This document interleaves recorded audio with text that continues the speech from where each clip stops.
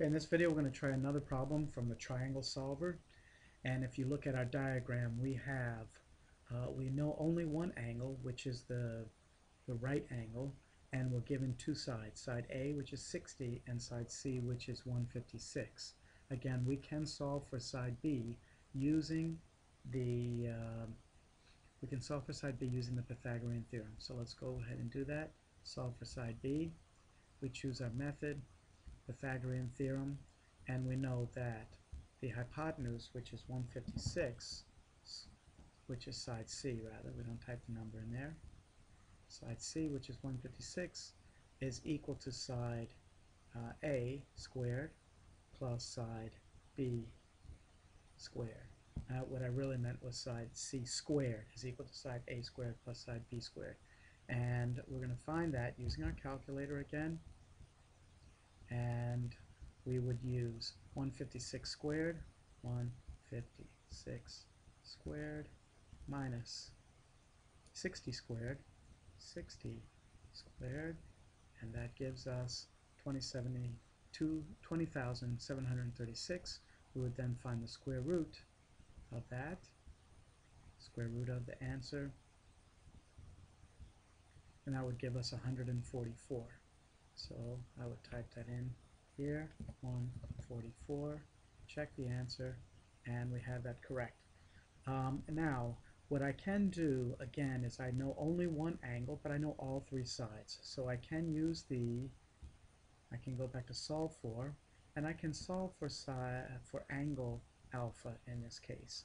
And I would do that using the law of sines.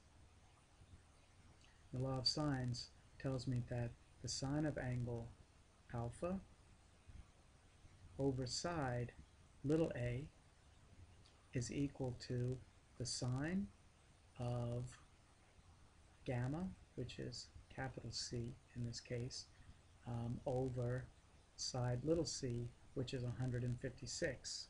And again, I'm going to do some of that calculation in my head, cross multiply. Since the sine of 90 degrees is 1, I get 156 times sine of alpha is equal to 60.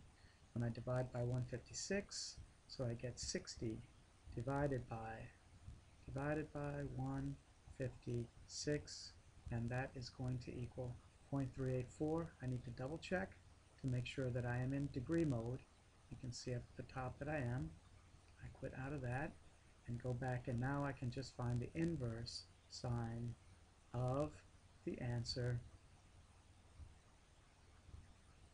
and that gives me 22.619, which I would enter over here, 22.619, check, and I get that correct. Now I still need to find one more angle, and that is angle beta.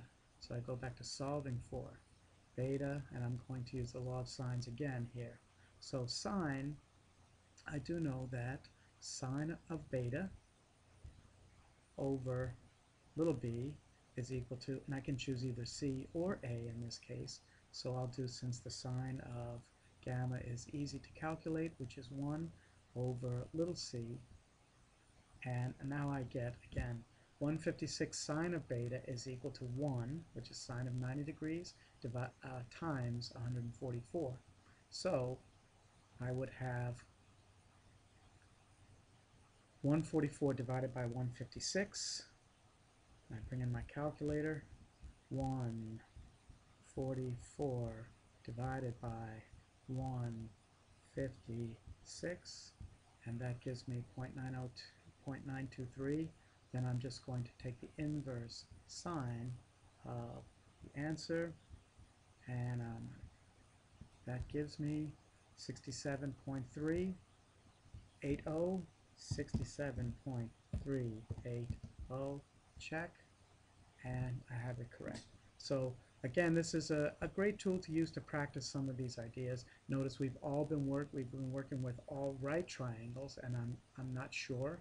You'd have to try more to see whether there are any non-right triangles in there. But it's definitely a great tool to use to get some practice with these things.